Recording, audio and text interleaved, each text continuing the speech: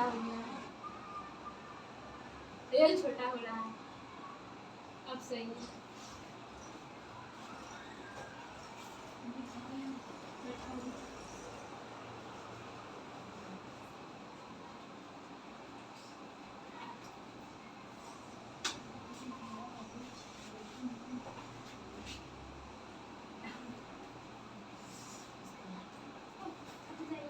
बच्चों हमारा क्वेश्चन है, ध्यान दीजिए, हिंदी पार्ट 2 में, हिंदी पार्ट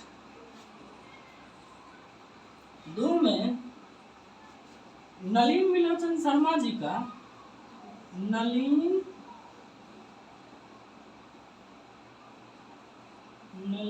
विलोचन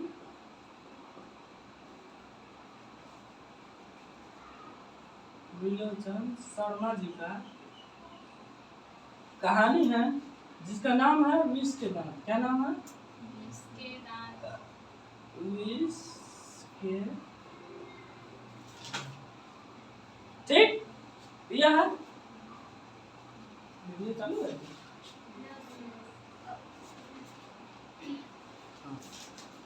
देखिए यहाँ पर हमारा हिंदी पार्ट 2 में नलिन विलोचन शर्मा जी का यह कहानी है और विष के दांत कहानी का नाम है। इस कहानी में हमारे लेखक जिनका नाम है नलिन विलोचन शर्मा जी, वो इस क्वेश्चन, हमारा क्वेश्चन है, कह रहा है, क्या कह रहा है कि कहानी के शीर्षक साक्षरता स्पष्ट करे। ध्यान दीजिए, यहाँ कहानी के शीर्षक साक्षरता स्पष्ट करे, यानी कहानी के जो नाम है उसका मतलब बताना है। कहानी का जो नाम है उस कहानी का मतलब बताना है। तो ये कहानी का नाम हमारा क्या है? विष के दांत। कहानी का नाम है हमारे विष के दांत, और इस विष के दांत का मतलब बताना है। बच्चों आप जानते हैं विष जो होता है वह किस में होता है? सांपों में होता है, नगिनिया सब में होता है। किसके पास होता है जहर? सांपों सब में होता है। जहर जो होता है वह किसके पास होता है? विष का मतलब होता है जहर, विष का मतलब जहर, और जहर किसके पास होगा? नगिनिया सबके, यानी कि सांपों सबके पास होता है। और उसका कह रहा है, क्या कह रहा है? दांत। उसका कह रहा है दांत। तो सांप के जो दांत होते हैं वही हमारा उसी तरह का कहानी हमारे नलिन विलोचन शर्मा जी बनाए हैं, जिनका नाम दिए हैं विष के दांत। विष के दांत कहानी का नाम इसलिए दिए हैं क्योंकि आपको हम सारा चीज बता चुके हैं कि एक गरीब फैमिली जिसका नाम है मदन, मदन पर ये लोग, कौन लोग? मदन पर ये लोग यानी कि सेठ लोग क्या करते हैं? मदन पर ये सेठ लोग क्या करते हैं? हावी होते हैं, यानी मदन पर ये सेठ लोग बहुत जो है कि मदन को कष्ट देते हैं और मदन के पिता को कष्ट देते हैं। किसको कष्ट देते हैं? मदन के पिता को, जिसका नाम है गिरधर। क्या नाम है? गिरधर। इसीलिए हमारे नलिन विलोचन शर्मा जी जो कहते हैं विष के दांत। विष के दांत कहने का मतलब सांपों का दांत, और सांपों के दांत कहने का मतलब, सॉरी, विष के दांत यानी कि क्या? दांत है, और वो भी कैसा वाला दांत है? जहर वाला दांत है। विष माने जहर, और जहर वाला क्या है? दांत है। तो जहर वाला दांत कहने का मतलब क्या है कि इसमें जो लोग का मानसिकता है वह मानसिकता क्या है? खराब है, अच्छा नहीं है। ये आपका फर्स्ट क्वेश्चन का आंसर है। दूसरे क्वेश्चन में आपको कह रहा है, दूसरे प्रश्न में आपका दूसरा प्रश्न जो है वह कह रहा है कि सेन साहब का जो घर था, सेन साहब का जो घर था, उस घर में, यानी कि घर में, सेन साहब के घर में जो है वह बच्चों में किस तरह से वह रहते, मैंने बच्चों में पालन पोषण किस तरह से था? बच्चों का, है ना, बच्चों का पालन पोषण किस तरह का था? पालन पोषण। तो याद रखिएगा, क्या याद रखना कि सेन साहब बहुत क्या थे?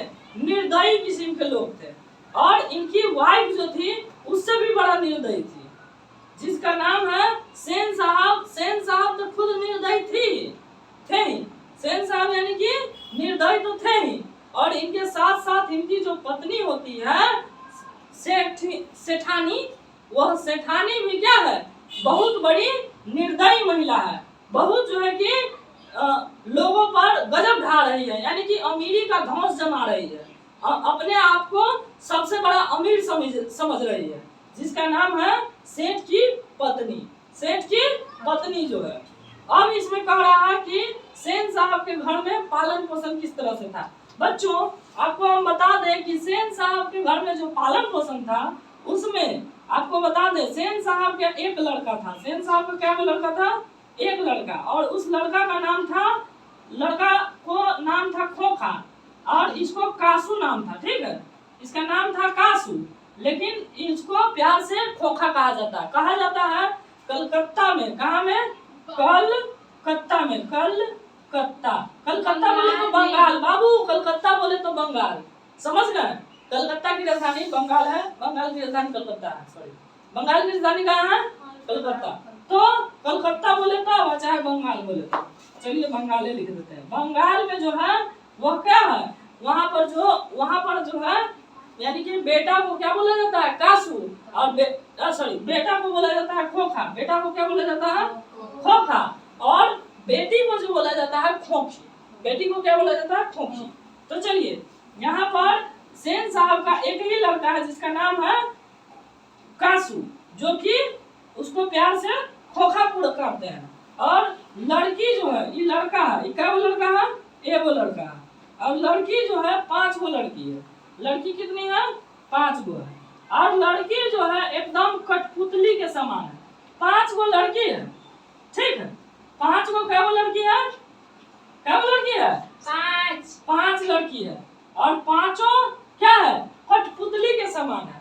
और एक लड़का है, इस ससुरा सबसे बड़का बन रहा है। ये वो लड़का है, ये सबसे बड़का बदमाश है, सबसे बड़का उचक्का है, कह दीजिए। और सेन साहब इसको खोखा बनाना चाहते हैं। अब देखिए क्या हुआ, यहाँ देखिए सेन साहब के घर में पालन पोषण इस तरह से है, यानी कि लड़की के कोई मान्य नहीं, यानी कि लड़की के कोई मान्य नहीं, माने मान्यता जो होता है, मानना, बच्चों का जो दुलार प्यार जो होता है, क्या होना चाहिए, दुलार प्यार। दुलार प्यार जो होना चाहिए, किसी तरह का दुलार प्यार नहीं देते हैं, किसको, लड़की सबके। यानी कि सेन साहब अपने लड़कियों को किसी तरह का दुलार प्यार नहीं देते हैं। उसी देखिए, उसी एक लड़का, उस एक लड़का को इतना दुलार प्यार देते हैं, इतना दुलार प्यार देते हैं कि अगर आजू बाजू के किसी घर के किसी आदमी का नुकसान कर देता है तो कहता है कोई बात नहीं, तुम्हारा जो सामान टूट गया है, जो फूट गया है, उसका तुम मेरे से पैसा ले लो और जाके खरीद लो, क्योंकि मेरा बेटा इंजीनियर बनने वाला है। फोड़ दिया है, आज इंजीनियर बन गया मेरा बेटा, मैंने कोई भी सामान नुकसान कर दिया तो इंजीनियर बन गया है। इस तरह का उनका मानसिकता है। किनका मानसिकता है, सेन साहब का मानसिकता है। और यही मानसिकता उन्हें पालन पोषण करने में भी क्या है, पालन पोषण करने में भी उसको पालन पोषण में भी वो जो है कि कर रहा है, जिसमें जो है कि लड़की को कम मान दे रहे हैं, कम दुलार दे रहे हैं, और लड़का को जो है सर पे चढ़ा रखे हैं। लड़का को इतना प्रेम दे रहे हैं, इतना प्रेम दे रहे हैं कि आजू बाजू सबके जो है कि बर्बाद कर रहा है ना। और लड़की जो है पांचों क्या है, कठपुतली के समान है, एकदम मतलब शांत मिजाज की है, अपने माता पिता के मतलब बिना पूछताछ के वो हिलती भी नहीं है। कठपुतली की तरह जहाँ रहती है वहाँ क्या है, कठपुतली के समान खड़ी रहती है या अपना काम करती रहती है। ये ससुरा जिसका नाम है कासू, ये ससुरा लुबुर लुबुर लुबुर लुबुर सब जगह लुबुर लुबुर झूठे के करता रहता है, कोई काम नहीं है, तो ये लुबुर लुबुर करना इसको नहीं छूटता है, लुबड़ा है महान, समझ रहे हैं।